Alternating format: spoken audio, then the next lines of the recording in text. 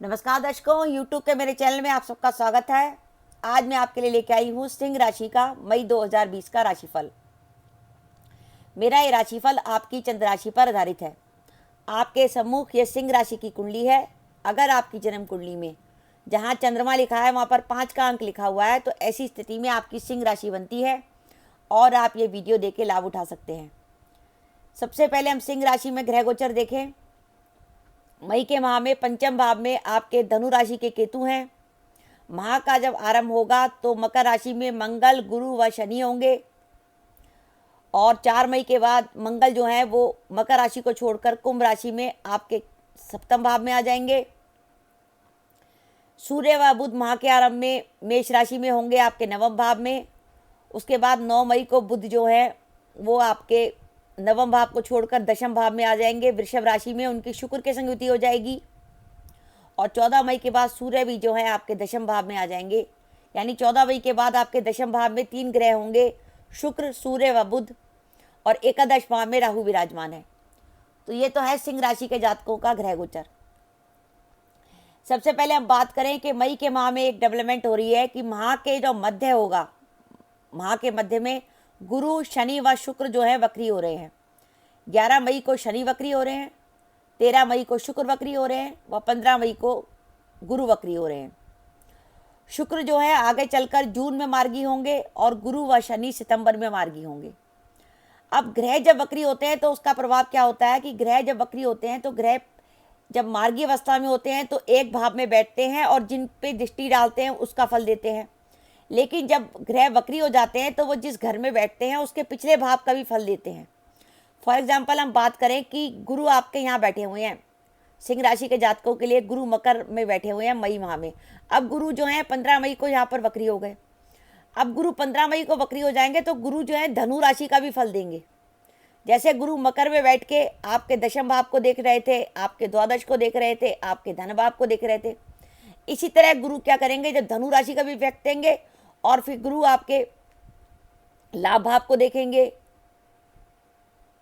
आपके गुरु आपके भाग्य भाव को देखेंगे, आपके लाभ भाव को देखेंगे और आपके लगन को देखेंगे। इस प्रकार अब गुरु जो है और पावरफुल हो गए। गुरु क्योंकि शुभ ग्रह हैं इसलिए गुरु की शुभता बढ़ गई। और इसी प्रकार शनि के साथ होगा कि शनि जो छठे स्थान पे बैठे हैं और छठे स्थान के शनि काफ़ी पॉजिटिव होते हैं, काफ़ी अच्छी चीज़ों से मुक्ति दिलाते हैं। अब वो शनि भी जब वक्री हो जाएंगे तो शनि की शुभता वैसे कम हो जाएगी, शनि का पापत्व बढ़ जाएगा। क्यों बढ़ेगा? क्योंकि शनि आप पंचम भाव का भी इफेक्ट देने लगेंगे। शनि मकर राशि का भी इफेक्ट देंगे और धनु राशि का भी इफेक्ट देंगे। इसलिए मैंने लिखा है कि वक्री होने पर गुरु की शुभता तो बढ़ेगी और वक्री होने पर शनि जो है काम में और देरी करेंगे।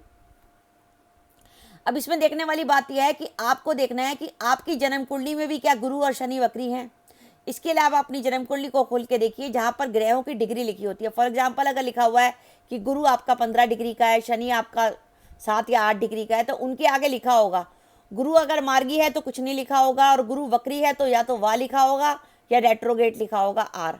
यानी ऐसी शनि के आगे भी अगर रेट्रोगेट या वक्री लिखा हुआ है तो इसका मतलब आपकी जो जन्म कुंडली है उसमें आपके जन्म के समय भी गुरु व शनि वक्री हैं।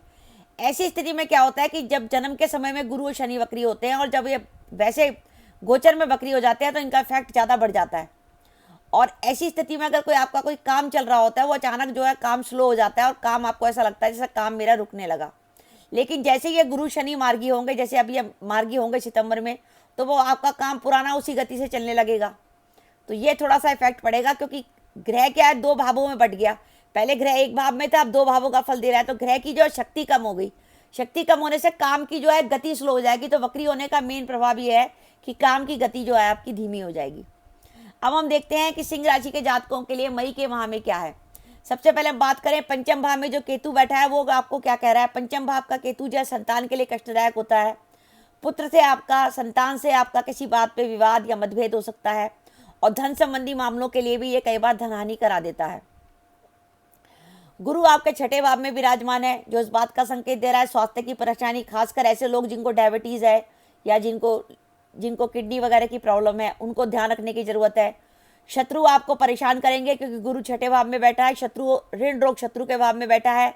सरकारी नौकरी में है तो सरकार में अफसर आपसे कुछ नाराज हो सकते हैं। सरकार के काम में सावधानी रखिए। किसी प्रकार की मानसिक परेशानी आपको परेशान कर सकती है, क्योंकि पंचमेश जो है, पंचमेश अपनी नीच राशि में बैठा है। पंचम भाव होता है हमारा विद्या, बुद्धि, मानसिक शांति का, तो मानसिक परेशानी हो सकती है। कामों में आप जो है बाधा का अनुभव करेंगे। तो गुरु के छठे भाव का फल।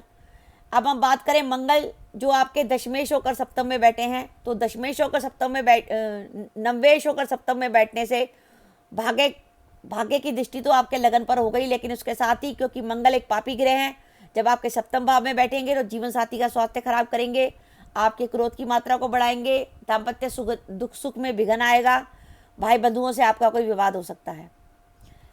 अच्छा, सूर्य बुध जो हैं 14 मई तक तो सूर्य यहाँ पर हैं और 9 मई तक बुध भी यहाँ पर है, जो इस बात का संकेत दे रहे हैं कि काम में किसी प्रकार की बाधा पड़ेगी, शारीरिक कष्ट हो सकता है। घर में किसी बुजुर्ग सदस्य, विशेषकर पिता के स्वास्थ्य का ध्यान रखिए, किसी बुजुर्ग की स्वास्थ्य को खराब हो सकता है। साथ ही इसमें एक खास बात ध्यान रखने की है कि दशम भाव में शुक्र स्वराशि के हैं। दशम भाव में जो शुक्र स्वराशि का है, वैसे तो दशमेश स्वराशि का है, वो तो ठीक है, लेकिन इसमें इस बात का संकेत है कि अगर किसी महिला के संग आपकी कोई दुश्मनी है या किसी महिला के संग आपका विवाद चल रहा था, तो वो अपनी दुश्मनी निकाल सकती है और उससे आपको प्रॉब्लम हो सकती है। तो ये तो थी नेगेटिविटी जो 14 मई तक आपके पास चलेगी, लेकिन उसके बाद 14 मई के बाद हमारा समय हमारे लिए लाभदायक होने लगेगा। उसके कई रीजन है। सबसे पहले हमारा दशम भाव बली हो रहा है, हमारे लग्नेश व दशमेश की युति बन रही है। लग्नेश सूर्य दशमस्त हो रहे हैं, उनकी दशमेश शुक्र के संग युति है, और 9 मई से बुध भी जो है दशम भाव में चले जाएंगे। तो दशमेश व लग्नेश की युति जो 14 मई के बाद जो है काम के लिए सुखद स्थिति पैदा होगी, काम को आपको नए अवसर मिलेंगे, आप नए उत्साह से काम में लगेंगे। और दशम भाव का जो बुध होता है व्यापारी वर्ग के लिए बड़ा शानदार है, जो उनका व्यापार है, दुकान है, बिजनेस वगैरह करते हैं, उनके लिए उनके काम के नए रास्ते खुलेंगे। सूर्य का दशम भाव में बैठना जो सरकारी नौकरी में है उनको सरकार से लाभ मिलेगा, काम में आपको सफलता मिलेगी, धन लाभ होगा, स्वास्थ्य आपका उत्तम रहेगा। राहु आपका एकादश भाव में है, जो इस बात का संकेत दे रहा है कि धन लाभ की अच्छी स्थिति है और सौभाग्य में आपकी वृद्धि होगी। इसके साथ ही सिंह राशि के जातकों के लिए छठे भाव में शनि का बैठना भी अच्छा है। शनि जो है उनको रोगों से मुक्ति दिलाएगा, शत्रु पर विजय है, स्वास्थ्य उत्तम है, धन लाभ है। लेकिन ये सब जो मैंने आपको बताया कि रोगों से मुक्ति, शत्रु पर विजय, स्वास्थ्य उत्तम, धन लाभ, इन चीज़ों में थोड़ी सी कमी आ जाएगी जब 11 मई को शनि वक्री हो जाएंगे, तो शनि का शुभत्व भी कम हो जाएगा, क्योंकि शनि जो है पंचम भाव का भी फल देने लगेंगे। तो ओवरऑल अगर हम देखें तो 14 मई के बाद का जो समय है वो सिंह राशि के जातकों के लिए काफ़ी लाभदायक है। 14 मई के बाद उनके काम बनते दिख रहे हैं, उनके कामों की गति बढ़ जाएगी, वो नए उत्साह से अपना काम कर पाएंगे। हम देखते हैं कि सिंह राशि के जातकों के लिए शुभ तिथियाँ कौन सी हैं। शुभ तिथियाँ हैं जब चंद्रमा पॉजिटिव होगा, वो हैं 2 व 3 मई, 6 व 7 मई, 12 व 13 मई, 14 व 15 मई, 16 व 22 मई, 24 व 25 मई, 26 व 29 मई व 30 मई शुभ तिथियाँ हैं कि जब आप कोई काम करना चाहें तो उसमें काम में आपको सफलता मिल सकती है।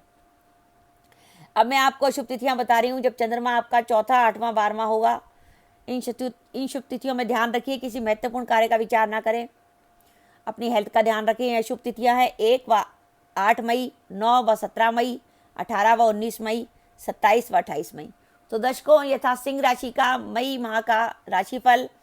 दर्शकों, हम लोग जो हैं कोरोना के संक्रमण काल से गुजर रहे हैं।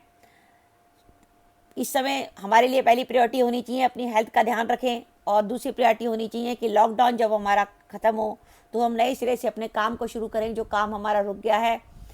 अब धीरे धीरे कर देश में परिस्थितियाँ ऐसी बनती जा रही हैं कि कोरोना पे धीरे धीरे काबू पाया जा रहा है। उम्मीद करते हैं कि मई के माह में हम काफ़ी हद तक अच्छी स्थिति में पहुंच जाएंगे, और जैसे 3 मई के बाद अगर लॉकडाउन खुलता है तो आपके लिए काम की फिर से नई स्थितियाँ पैदा हो जाएंगी और आप नए ढंग से, नए जोश व उत्साह से अपना काम कर सकेंगे।